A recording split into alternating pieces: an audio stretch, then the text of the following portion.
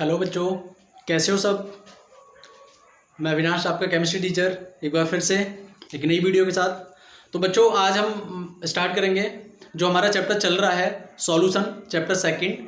तो उसमें हम कंसंट्रेशन टर्म अभी कर रहे हैं। कंसंट्रेशन टर्म में हमने कंसंट्रेशन टर्म को दो तरह से डिवाइड किया था, टेम्परेचर डिपेंडेंट टर्म और टेम्परेचर इंडिपेंडेंट टर्म। तो बच्चों, हमने टेम्परेचर डिपेंडेंट टर्म में percentage volume by volume, percentage weight by volume, molarity, normality, strength, ये सारी चीज़ें हमने कर ली हैं। और अब हमारा जो नया टॉपिक आज का है, वो नया टॉपिक हमारा बच्चों स्टार्ट होगा आज फॉर्मेलिटी। तो स्टार्ट करते हैं आज का टॉपिक फॉर्मेलिटी। फॉर्मेलिटी इसको हम रिप्रेजेंट करते हैं एफ से बच्चों, फॉर्मेलिटी जिसको एफ से रिप्रेजेंट करते हैं। तो इसको हम डिफाइन कैसे करेंगे, तो वो समझो। इसको हम डिफाइन करेंगे कि the moles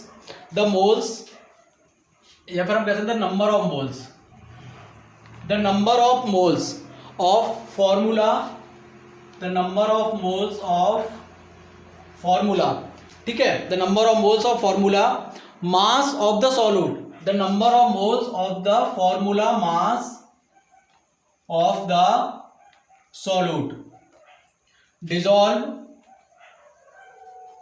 in per litre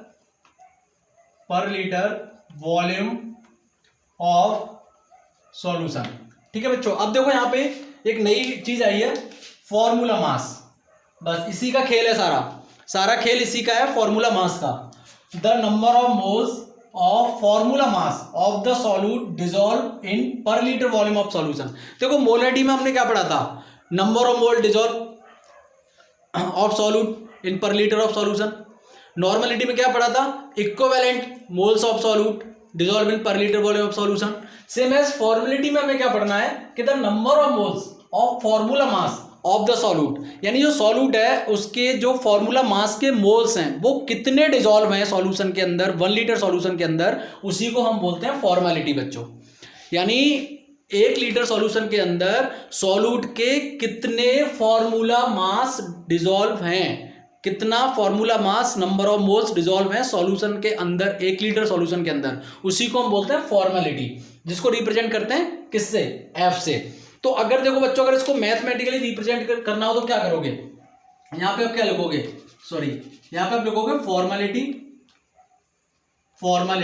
equal में क्या करोगे। अब देखो नंबर ऑफ फॉर्मूला मास के लिए हम यूज करेंगे 4, नंबर ऑफ 4 मोल्स, ये 4 4 वाला नहीं है, FOR लिखा मैंने ये फॉर्मूला मास को, number of 4 moles of solute, clear, upon यहां पे क्या आएगा, वॉल्यूम ऑफ सॉल्यूशन, किसमें, लीटर में, क्लियर बच्चों, यही तो बनेगा according to definition, the number of moles of formula mass of the solute dissolve in per litre volume of solution. तो formality equal number of 4 moles of solute upon volume of solution, किसमें, litre में। तो अब देखो इसको mathematically आप represent करना है तो कैसे करोगे, अब समझो इस चीज को।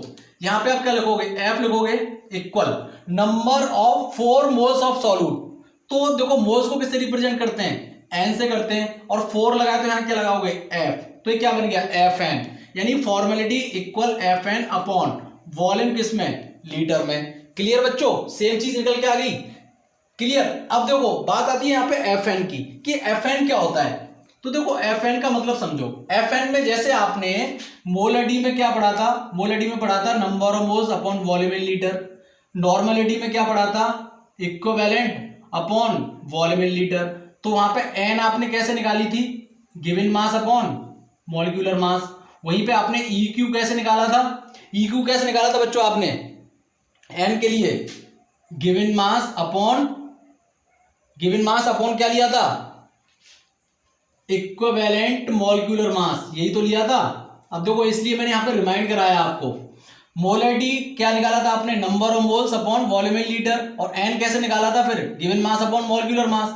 उसी तरह नॉर्मलिटी में कैसे निकाला था, equivalent mass upon volume in litre, फिर इक्विवेलेंट कैसे निकाला था, given mass upon equivalent mass, clear. उसी तरह एफ एन, अब देखो वापस यहां पे आओ, एफ एन जब आप निकालोगे तो एफ एन का निकालने का मतलब क्या है, एफ एन का निकालने का मतलब है weight of solute, wait of solute क्या हो गया, ये W हो गया वेट ऑफ सॉल्यूट, W हो गया अपॉन फॉर्मूला मास, अपॉन क्या हो गया फॉर्मूला मास, और फॉर्मूला मास को किससे रिप्रेजेंट करते हैं एफ एम से। तो देखो ओवरऑल क्या बनेगा यहां पे F N equal W upon F M, ये बन गया ना बच्चों। देखो F M equal W upon F M, F N है ये बच्चों, एम में समझना है इसको, F N equal W upon F M. अब देखो फॉर्मूला क्या है हमारा, ये था हमारा formula F equal F N upon V L.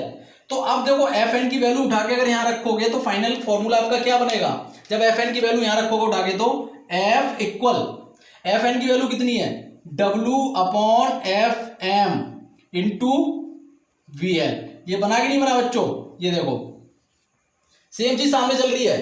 F N की वैल्यू कैसे निकालते हैं, weight of solute upon formula mass, ये एफ एन की वैल्यू है weight of solute upon formula mass. तो W upon F M, F N की value होगी W अपॉन एफ एम। अब देखो फॉर्मूला क्या था हमारा F equal F N upon V L. तो एफ एन की वैल्यू क्या है W अपॉन एफ एम, तो F equal W upon F M into V L, ये बन गया। अब देखो सबसे मजेदार बात, ये जो एफ एम है ना आपका, ये जो एफ एम है ठीक है ना, इसको हम क्या बोलते हैं समझो, इसको हम बोलते हैं molecular mass of solute, molecular mass of solute. कैसा मास होता है ये, ऑब्जर्व्ड मास होता है बच्चों। ये बात बहुत इंपॉर्टेंट बात है, बहुत ही ज्यादा इंपॉर्टेंट बात है, इसको ध्यान रखना। ये कैसा होता है, ऑब्जर्व्ड मॉलिक्यूलर मास होता है। तो ऑब्जर्व्ड मॉलिक्यूलर मास समझ में आया बच्चों, ओबी। एफएम को ही क्या बोलते हैं हम, ऑब्जर्व्ड मॉलिक्यूलर मास, यानी शॉर्ट में हम इसको लिखना चाहें तो MOB लिख सकते हैं, ये लिख सकते हैं इसको। M मतलब मॉलिक्यूलर मास, OB मतलब ऑब्जर्व्ड मॉलिक्यूलर मास। ये FM ही आपका क्या होता है, ऑब्जर्व्ड मॉलिक्यूलर मास होता है बच्चों। ये हो गया आपका यहाँ पे फॉर्मेलिटी कंप्लीट। एक बार मैं फिर रिपीट कर देता हूं कि the number of moles of formula mass of the solute dissolve in per litre volume of solution. तो फॉर्मुलेटी इक्वल क्या हो गया, number of 4 moles of solute upon volume of solution litre में। तो देखो F equal F N upon V L, F N मतलब 4 moles और V L volume in litre, clear. तो देखो एफ एन कैसे कैलकुलेट करते हैं, weight of solute upon 4 molar mass of, तो एफ एम, तो F N equal W upon F M. अब एफ एन की वैल्यू उठा के यहां रखनी है, तो देखो F equal W upon F M into V L. तो यहां पे आप, और इसी एफ एम को ही हम क्या बोलते हैं, ऑब्जर्व्ड मॉलिक्यूलर मास। अब ये ऑब्जर्व्ड मॉलिक्यूलर मास क्या होता है, इसको मैं भी आपको समझाता हूं। अब देखो नया आपका, अब यहाँ पे एक और आपका नया टॉपिक है, वो मैं इधर करा देता हूं। इसको हम बोलते हैं रिलेशन। ये बहुत इंपॉर्टेंट टर्म है न्यूमेरिकल पॉइंट ऑफ व्यू से, relationship between formality and molarity. ये बहुत इंपॉर्टेंट टर्म है बच्चों, न्यूमेरिकल पॉइंट ऑफ व्यू से बहुत इंपॉर्टेंट टर्म है ये, relationship between F M and.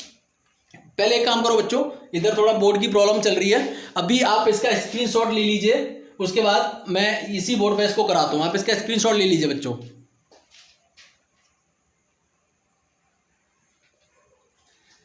ले लिया, थैंक यू। अब देखो मैं इसी पे आगे मैं रिलेशनशिप कराता हूं, आपको भी क्लियर हो जाएगा। तो देखो बच्चों रिलेशनशिप यहां पे आपको करनी है, relationship between formality and molarity, इनके बीच में रिलेशनशिप समझो। अभी मॉलिक्यूलर ऑब्जर्व्ड मास में क्लियर कराता हूं आपका। तो देखो सबसे पहले आपने एफ का फॉर्मूला क्या लिखा है, एफ का अभी जस्ट आपने जो फॉर्मूला लिखा है वो क्या लिखा है बच्चों, W upon F M into V L, यही तो लिखा है। तो देखो अब मैं एफ एम को, मैंने भी क्या बताया था आपको कि एफ एम को आप क्या लिख सकते हो, मैंने भी क्या बताया कि एफ एम को आप MOB भी लिख सकते हो, ऑब्जर्व्ड मॉलिक्यूलर मास भी लिख सकते हो। तो हम यहाँ पे क्या लिख सकते हैं, F equal W upon MOB into V L, ये लिख सकते हैं, क्लियर बच्चों। अभी मैंने आपको बताया। अब रिलेशन हमें किस में निकालना है, फॉर्मेलिटी और मोलारिटी में रिलेशन निकालना है हमें, फॉर्मेलिटी और मोलारिटी में। तो देखो ये तो फॉर्मेलिटी के लिए हो गया, ठीक है। वहीं पे अगर हम बात करते हैं मोलारिटी के लिए, तो देखो मोलारिटी में हमें, मोलारिटी मैंने आपको क्या पढ़ाया था, M इक्वल, यहां पे क्या लगा था W अपॉन मॉलिक्यूलर मास लिया था हमने कि नहीं लिया था? तो W upon molecular mass into VL किया था। तो ये जो मॉलिक्यूलर मास होता है ये थ्योरेटिकल होता है, तो थ्योरेटिकल के लिए TH लगा सकते हैं हम। अब देखो ये थ्योरेटिकल मॉलिक्यूलर मास और ऑब्जर्व मॉलिक्यूलर मास क्या है, ये नया फंडा, ये मैं अभी क्लियर करता हूं, आपका बहुत अच्छे से क्लियर हो जाएगा। अभी देखो निकल के आएगा यहाँ पे। तो ये देखो अगर इसको हम देखें तो ये क्या बनेगा, फॉर्मेलिटी इक्वल W अपॉन, इस फॉर्मूले से समझो, for F equal given mass of solute upon observe molecular mass into volume in litre. Molarity यहाँ पे क्या बनेगा, given mass of solute upon molecular mass, कैसा, थ्योरेटिकल, और ये वॉल्यूम इन लीटर। क्लियर बच्चों? अब रिलेशन क्या निकाल रहे हैं हम, F इंटू M में रिलेशन निकाल रहे हैं। तो देखो यहाँ पे F लिखो, F इक्वल, अब यहाँ पे आप करोगे तो यहाँ पे क्या, अब देखो बनेगा क्या यहाँ पे, अब इन दोनों को देखो तो W इक्वल यहाँ पे क्या आएगा, MOB इंटू VL अपॉन यहाँ पे FM करोगे, ठीक है, और अपॉन यहाँ पे क्या आएगा, देखो अब M का क्या वैल्यू क्या है, W upon MTH into VL, यही तो बनेगा बच्चों रिलेशन। अब इनको कैंसिल मार दो, VL से VL कैंसिल कर दो, W से W कैंसिल कर दो, क्या बचा आपका यहाँ पे। अब ये जब करोगे, आप जब इसको लेके जाओगे तो ये ऊपर जाएगा तो क्या हो जाएगा, MTH अपॉन MOB, ये निकल के आ गया theoretical molecular mass upon observe molecular mass, यही तो निकला।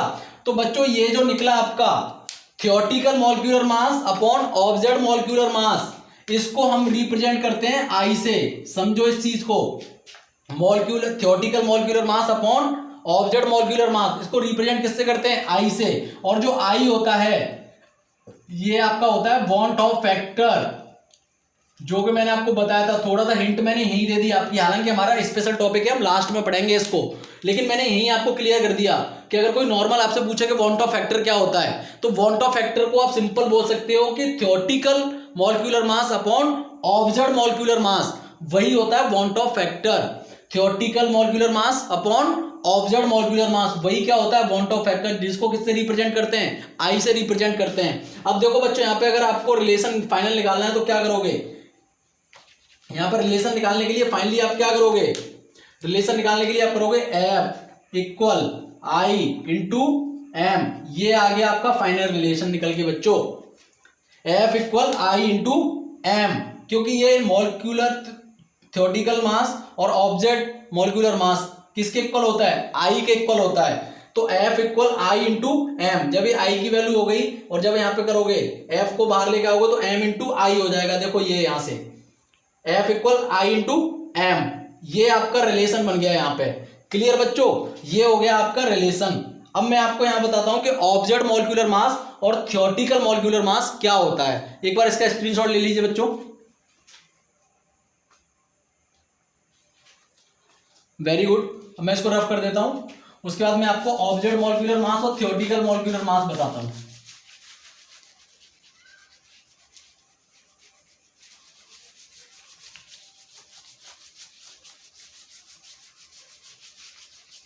देखो ऑब्जर्व मॉलिक्यूलर मास क्या होता है, जैसे सपोज दैट NaCl आपने डिजोल्व किया वाटर में तो ये ब्रेक हो गया, Na और Cl, यहाँ पे मैं एक्विस लिख देता हूँ, एक्विस का मतलब होता है वाटर, ठीक।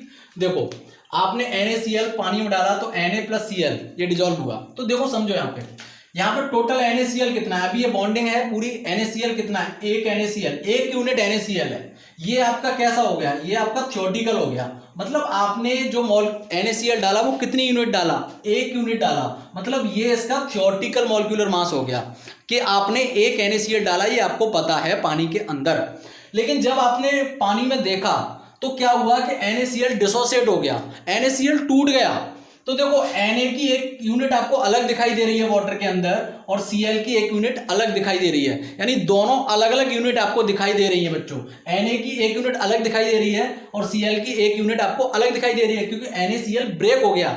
यहाँ पे पूरा NaCl बॉन्डिंग में है, कनेक्टेड है, और पूरा एक कंपाउंड है NaCl एक, जो कि आपने 1 है। लेकिन जब पानी में डाला उसको तो Na अलग हो गया, Cl अलग हो गया। तो आपने देखा कि पानी में आपने क्या ऑब्जर्व किया, आपने ऑब्जर्व किया कि वहां पे 2 यूनिट आपको दिख रही है, एक Na अलग दिख रहा है, Cl अलग दिख रहा है। तो यहाँ पर टोटल कितनी यूनिट हुई, 2। तो तो ये क्या हो गया आपका ऑब्जर्व्ड मॉलिक्यूलर मास हो गया, और ये कैसा हो गया थियोरेटिकल मॉलिक्यूलर मास। तो थियोरेटिकल मॉलिक्यूलर मास कितना हुआ 1, ऑब्जर्व्ड मॉलिक्यूलर मास कितना हो गया 2। यही तो होता है बच्चों। और सम केसेस क्या होता है कि अगर आपने कोई 2 यूनिट डाली, मान लो x है, इसकी 2 यूनिट आपने डाली, ठीक, जैसे x प्लस x 2 यूनिट डाली आपने, और पता चले कि इन्होंने x की 1 यूनिट बना ली, तो यहां पे क्या हुआ डाइमराइजेशन हो गया। वो मैं अभी आपको क्लियर करता हूं एक न्यूमेरिकल से। कुल मिला के आपको ऑब्जर्व और थ्योरेटिकल समझ आ गया बच्चों। 1 यूनिट आपने डाली, वो आपका थ्योरेटिकल हो गया, लेकिन आपने ऑब्जर्व क्या किया कि यहां पे 2 यूनिट बन गई, तो 2 हो गया आपका ऑब्जर्व मॉलिक्यूलर मास। क्लियर बच्चों। अब मैं एक न्यूमेरिकल के थ्रू आपको कराता हूं तो बहुत अच्छे से समझ में आएगा। इस रिलेशन को भी मैं यहाँ पे कैरी करूंगा, जो रिलेशन आपने निकाला है F equal I into M. इस रिलेशन को भी मैं एक बार अप्लाई करके दिखा देता हूं, और एक छोटा सा न्यूमेरिकल मैं आपको कराता हूं। न्यूमेरिकल में देखो क्वेश्चन क्या है, क्वेश्चन समझो। क्वेश्चन है यहाँ पे 2.44 ग्राम, 2.44 ग्राम, ठीक, 2.44 ग्राम बेंजोइक एसिड। इस क्वेश्चन को समझना, benzoic acid 2.44 gram benzoic acid is dissolve, 2.44 gram benzoic acid is dissolve in benzene to form in benzene to form 500 ml solution, 500 ml solution, then find out formality and molarity. एक बार मैं repeat कर देता हूं question को कि 2.44 ग्राम, समझो इसको, 2.44 gram benzoic acid is dissolved in benzene, यानी 2.44 gram benzoic acid dissolve in benzene to form 500 ml solution, then find out formality and molarity. वो कह रहा है कि 2.44 ग्राम बेंजोइक एसिड को बेंजीन के अंदर डिसॉल्व कर दिया, तो उसने 500 ml सॉल्यूशन प्रिपेयर किया। अब उस केस में आपको फॉर्मेलिटी और मोलरिटी दोनों को फाइंड आउट करना है। तो समझो बच्चों, अब यहां पे आपको रिलेशन का यूज करना है। सबसे पहले तो आप समझो, सबसे पहले आप निकालो मोलरिटी। तो देखो मोलरिटी का मतलब क्या होता है, given mass upon molecular mass into Vl। यही तो पढ़ा था आपने, क्योंकि मोल्स तो उसमें दिए नहीं है, तो मोल्स आपको निकालने हैं। तो सबसे पहले देखो यहाँ पे समझो, जो गिवन मास ऑफ सॉल्यूट है, यानी बेंजोइक एसिड डिसॉल्व हो रहा है किसमें, बेंजीन में। इसका मतलब यानी ये बेंजोइक एसिड किसमें डिसॉल्व हो रहा है, बेंजीन में। तो मतलब बेंजीन क्या हुई यहाँ पे, सॉल्वेंट, और बेंजोइक एसिड क्या हुआ, सॉल्यूट। तो ये गिवन मास किसका होता है, सॉल्यूट का होता है। Given mass of solute upon molecular mass, यही तो होता है। तो गिवन मास सॉल्यूट कितना है 2.44 ग्राम, यही है ना बच्चों। तो मॉलिक्यूलर मास इसका कितना हो जाएगा, बेंजोइक एसिड का मॉलिक्यूलर मास कितना होता है, बेंजोइक एसिड का मॉलिक्यूलर मास होता है 122। ये सब याद होनी चाहिए आपको, मास वगैरह। मॉलिक्यूलर मास बेंजोइक एसिड का कितना होता है 122 ग्राम बच्चों। अब देखो वॉल्यूम कितना है Vl, यानी वॉल्यूम किस में लेते हैं, लीटर में, लेकिन यहाँ पे किस में दिया है, ml में। कितना दिया है 500, और अपन क्या करेंगे यहाँ पे फिर 1000 का डिवाइड करेंगे इसको 1000 से। समझ में आया बच्चों, तभी तो लीटर में कन्वर्ट होगा। जब इसको 1000 में डिवाइड करेंगे लीटर में कितना हो जाएगा, 0.5 लीटर हो जाएगा। क्लियर हो गया बच्चों। तो देखो ये सारी वैल्यूज आपको मिल गई, अब उठा के रख दो फॉर्मूले में, क्या फर्क पड़ता है। तो देखो m इक्वल गिवन मास कितना है 2.44 अपॉन मॉलिक्यूलर मास कितना है 122 इनटू वॉल्यूम इन लीटर में कितना है 0.5। बस इसको सॉल्व करना है। जब इसको आप सॉल्व करोगे तो यहाँ पे आंसर कितना आएगा आपका 0.4 मोल पर लीटर। ये आपकी किसकी वैल्यू आ गई, मोलरिटी की वैल्यू आ गई। अब वो पूछ क्या रहा है, फॉर्मेलिटी भी पूछ रहा है और मोलरिटी भी पूछ रहा है। तो मोलरिटी आपने निकाल ली 0.4 मोल पर लीटर। अब आपको क्या निकालना है, फॉर्मेलिटी निकालनी है। फॉर्मूला आप रिलेशन लगा दो ना सीधा। फॉर्मेलिटी के लिए क्या है I इंटू एम। तो देखो यहाँ पे m की वैल्यू आपको मिल गई, I की तो वैल्यू चाहिए, और I क्या होती है आपकी want of factor. Want of factor का मतलब क्या होता है, अभी मैंने क्या बताया आपको, I की वैल्यू कैसे निकालते हैं, थियोरेटिकल मॉलिक्यूलर मास। अब देखो I की वैल्यू कैसे निकाली जाती है, MTH अपॉन MOB, यानी theoretical molecular mass upon observed molecular mass. यही तो था अभी I इक्वल, यही तो बताया मैंने, theoretical molecular mass upon observed molecular mass किसके इक्वल था, I के इक्वल था बच्चों। तो देखो अब यहाँ पे क्या होगा को बेंजोइक एसिड, अब बेंजोइक एसिड का फॉर्मूला क्या होता है C6H5COOH, ये होता है बेंजोइक एसिड का।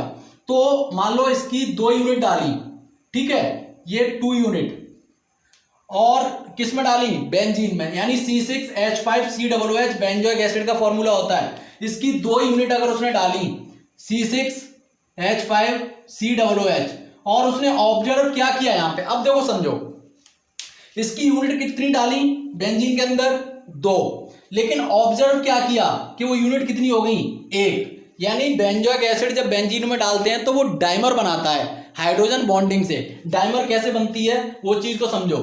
डाइमर बनता कैसे है, डाइमर बनता है आपका जैसे ये है C6H5C डबल बॉन्ड O और यहां पे क्या बनेगा OH, यही बन गया ना, सिंपल। अब उसी तरह ऐसी 2 यूनिट डाली, तो जब ये अब 1 यूनिट ये एक और यूनिट होगी, तो वो 2 यूनिट जब बेंजीन के अंदर गई तो वो डाइमर हो गई। डाइमर किस तरह से हुई मैं देखो यहां पे बता देता हूं। अब जैसे ये है C6H5C, अब देखो यहां पे क्या बनेगा OH और ये डबल बॉन्ड O। तो देखो अब इन दोनों के बीच में क्या होगा, ये यहां पे हाइड्रोजन बॉन्डिंग और ये यहां पे हाइड्रोजन बॉन्डिंग। देखो 1 यूनिट C6H5COOH, C6H5COOH, ये देखो एक यूनिट हो गई। अब समझो यहां पे तो ये दोनों हाइड्रोजन बॉन्डिंग बन गई। तो जब 2 यूनिट, ये 1 यूनिट ये थी और 1 यूनिट ये है, समझो ये बहुत इंपॉर्टेंट कंसेप्ट है बच्चों, 1 यूनिट ये हो गई और 1 यूनिट ये हो गई। तो जब ये बेंजीन के अंदर डाली गई तो ये दोनों यूनिट देखो डाइमर हुई कि नहीं हुई, मतलब अब देखो पूरी आपको क्या दिख रहा है यहाँ पे, ये पूरी कितनी यूनिट दिख रही है आपको, 1 यूनिट हुई कि नहीं हुई, मतलब ये हाइड्रोजन बॉन्डिंग से दोनों यूनिट जुड़ गई। अब ये पूरी यूनिट क्या हो गई 1 यूनिट बन गई ना। तो ये 2 यूनिट जब जुड़ती है ना, इसी को हम बोलते हैं डाइमर, और इस प्रोसेस को बोलते हैं डाइमराइजेशन। ये याद रखना बच्चों, बहुत इंपॉर्टेंट कंसेप्ट है। इसको हम क्या बोलते हैं डाइमराइजेशन, जहां पे 2 यूनिट आपस में जुड़ती हैं उस प्रोसेस को बोलते हैं डाइमराइजेशन। और ये यूनिट कैसी हो गई डाइमर यूनिट हो गई, इनको डाइमर बोलेंगे हम। क्लियर बच्चों, तो बस देखो अब इसको मैं रफ कर देता हूं एक बार समझाने के लिए, आपको मैंने यहां पे बताया था। अब देखो बच्चों इसको समझो, इस चीज को, वहां पे कितनी यूनिट डाली उसने 2 यूनिट डाली, समझो इसको 2 यूनिट डाली हमने, लेकिन हमने ऑब्जर्व क्या किया कि 2 यूनिट ने मिलके 1 यूनिट बना ली। तो देखो आपने थ्योरेटिकल कितना डाला, थ्योरेटिकल आपने 2 डाला, जबकि ऑब्जर्व आपने कितना किया, तो थ्योरेटिकल मॉलिक्यूलर मास कितना हो गया यहाँ पे, थ्योरेटिकल मॉलिक्यूलर मास 2 हो गया, और ऑब्जर्व मॉलिक्यूलर मास यहाँ कितना हुआ 1 हो गया बच्चों, जो अभी मैंने आपको बताया था। थ्योरेटिकल मॉलिक्यूलर मास कितना हो गया 2, ऑब्जर्व मॉलिक्यूलर मास कितना हो गया 1। अब बस लगा दो, आई की वैल्यू निकाल दो आप, I equal theoretical molecular mass कितना है 2, ऑब्जर्व मॉलिक्यूलर मास कितना है 1, तो आई इक्वल यहां पे कितना हो जाएगा। अब देखो करो, इसको डिवाइड करो, इसको डिवाइड करो, कितना हो जाएगा बच्चों यहाँ पे ऑब्जर्व थ्योरेटिकल। अब आई की वैल्यू यहां से, अब देखो कुछ मत करो आप, यहां पे आप इसको कुछ सॉल्व करोगे, एफ इक्वल निकालना है, आई की वैल्यू कितनी है 2/1 इंटू एम की वैल्यू कितनी थी अभी आपने निकाली है, एम की वैल्यू कितनी निकाली है 0.4, तो इंटू क्या करोगे 0.4, इसको आप खुद सॉल्व करोगे, ये आपका टास्क है, होमवर्क है, ये कुछ सॉल्व करोगे, यहाँ पे आपको आंसर आ जाएगा, एफ की वैल्यू निकल के आ जाएगी। ये रिलेशन हो गया, पता है ना आपको, ऑब्जर्व मॉलिक्यूलर मास और थ्योरेटिकल मॉलिक्यूलर मास क्लियर हो गया। ये बस मेन इस न्यूमेरिकल को कराने का सबसे मेरा मेन पॉइंट ये था कि आपको थ्योरेटिकल मॉलिक्यूलर मास और ऑब्जर्व मॉलिक्यूलर मास क्लियर होना चाहिए बच्चों। तो थ्योरेटिकल मॉलिक्यूलर मास और ऑब्जर्व मॉलिक्यूलर मास क्या होता है। और देखो इसमें मैं आपको एक चीज और क्लियर कर दूं, जब भी आप किसी भी सॉल्ट को आप पानी में डालोगे तो वो हमेशा डिसोसिएट होगा, ये बात याद रखना बच्चों। मैं आपको सबसे पहचान बता रहा हूं, अगर आप किसी भी सॉल्ट को वाटर में डालोगे तो वो हमेशा डिसोसिएट होगा, यानी उसका जो थ्योरेटिकल मॉलिक्यूलर मास है वो हमेशा ज्यादा होगा ऑब्जर्व मॉलिक्यूलर मास से। मतलब ऑब्जर्व मॉलिक्यूलर मास ज्यादा होगा, थ्योरेटिकल मॉलिक्यूलर मास कम होगा। जैसे एक NaCl डाला तो कितने मिल रहे हैं आपको 2 यूनिट मिल रहे हैं। तो जब कोई भी चीज डिसोसिएट होगी, डिसोसिएट के केस में आपका थ्योरेटिकल मॉलिक्यूलर मास हमेशा कम होगा ऑब्जर्व मॉलिक्यूलर मास से। लेकिन एसोसिएशन के केस में, एसोसिएशन का मतलब होता है चीजों को जुड़ना, जब जो चीज जुड़ती हैं तो उस केस में आपका थ्योरेटिकल मॉलिक्यूलर मास हमेशा ज्यादा होता है ऑब्जर्व मॉलिक्यूलर मास से। ये बात ध्यान रखना बच्चों, क्योंकि जो चीज टूटेगी डिसोसिएशन का मतलब क्या होता है? टूटना। अगर कोई चीज टूट रही है तो वो 2 या 2 से ज्यादा में टूटेगी। आप 1 यूनिट, कम से कम 1 यूनिट डाल रहे हो तो वो 2 यूनिट में टूटेगी। तो ऑब्जर्व्ड मॉलिक्यूलर मास क्या हुआ? ज्यादा हो गया। और अगर थ्योरेटिकल मॉलिक्यूलर मास की बात करो तो वो कम हो जाएगा। उसी तरह एसोसिएशन के केस में, अगर आप, एसोसिएशन का मतलब क्या होता है? चीजों का जुड़ना। तो कम से कम आप 2 चीज डालोगे तो वो जुड़ के 1 बनाएगी। तो ऑब्जर्व्ड मॉलिक्यूलर मास क्या होगा? कम होगा। थ्योरेटिकल क्या होगा? ज्यादा। तो एसोसिएशन के केस में ऑब्जर्व्ड मॉलिक्यूलर मास कम होता है, थ्योरेटिकल ज्यादा होता है। डिसोसिएशन के केस में थ्योरेटिकल मॉलिक्यूलर मास कम होता है, ऑब्जर्व्ड मॉलिक्यूलर मास ज्यादा होता है। क्लियर बच्चों? तो एक बार इसका स्क्रीनशॉट ले लीजिए।